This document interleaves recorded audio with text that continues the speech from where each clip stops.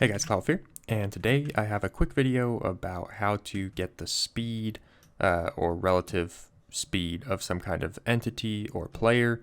You can see in the chat it's giving me some numbers, and we'll go over exactly what these numbers mean and how I did it. It's a very simple concept that I've shown in a couple different videos, including my one where you add custom footstep audio. But I just wanted to have kind of a separate video so that people can find it if they need it, because the question has come up.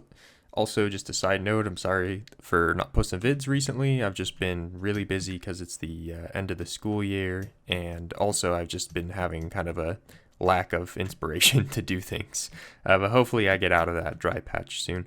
Anyways, so what this is doing is it's telling me my speed in the X and the Z direction. So if I walk just in a straight line here, then it'll just give me one number, and then the other number will be 0 because my Z speed is positive 20.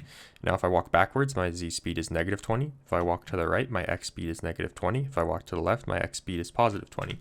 So this just gives you your speed or relative motion change in motion in the direction you're heading. So if you go diagonal, both will be like 16 instead of 20. And that's just how the game works. And then if you sprint, obviously the numbers will be higher. This also works for non-player entities. So if I summon a pig and tag, let me add the tag to him. It's so hard because of how I put my mic.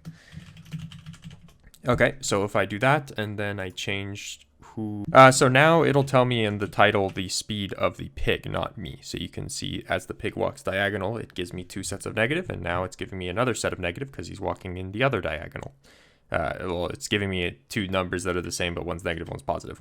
So anyway, so now the speed number is going to be based on the pig. So if I push the pig a little bit, he'll increase the number, or if he's walking, it'll increase the number. So this is how you detect the speed. It works for players and non-player entities. So the way this works is actually really simple. So you have a ticking function or something activating this every tick. I wouldn't personally do it in a ticking function. I would do it in a sub function of some, like if you wanted to do this on a certain entity, I would run the function in a sub function that already uses the entity. That way you don't use like multiple selectors that tag this, that work at the same entity. But just for the sake of this setup, I go to anything that has a tag of speed and I run the speed function. The speed function is really simple. In fact, I only did it for 2D, but as kind of a challenge to you to get this more complete, you will add the third dimension, which was just the y-axis. So you can figure out how to do that yourself. So we have a scoreboard called X and a scoreboard called Z. Let me zoom in because some people are on mobile and this will be real big for you. All right. So you have a scoreboard called X and you have a scoreboard called Z, and you're putting onto a fake player the entity's position with a scale of 100. So this will give you 2 decimal places. So if my position is 5.55, then it'll be 555. Okay. And we're putting it on a temporary player. It's a fake player. And this will be multiplayer friendly because all the stuff involving the fake player only is, it's all completed by the end of this function. So as long as all of it is handled by the end of the function, then when it runs the function for the next player, when you do add A or add E, they'll be done with their version of the temp, so you'll use your version. Anyways, so put it onto a fake player. Then now we have to calculate the motion, the velocity. So you have a velocity X scoreboard and a velocity Z scoreboard. These are all dummy scoreboards, by the way. So the velocity X scoreboard is going to be player based. So this player's velocity X is equal to this position, so whatever their X position is, minus whatever their score on the X score is, okay? And their Z is equal to whatever their current position is minus whatever the X position is. And then at the end, you take the X position and Z position we grabbed and you put it onto their X and Z score. So what this effectively does is if I run this one time, then my velocity X and Z is going to be probably a big number. But if I run this a second time, right, the second time I run this, the next tick, then it will have the previous position in X and Z. And then this operation here will do my current position minus my previous position.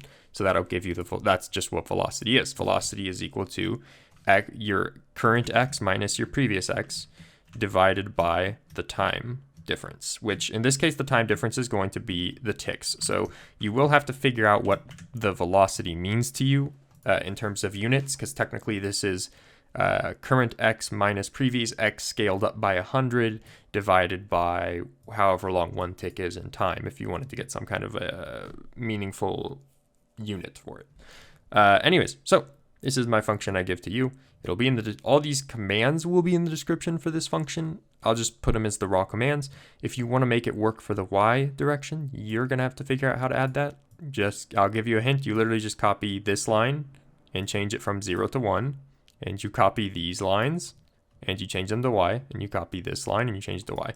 And make sure you make these scoreboards correctly. It's I'll include the scoreboard objectives add commands in the description as well.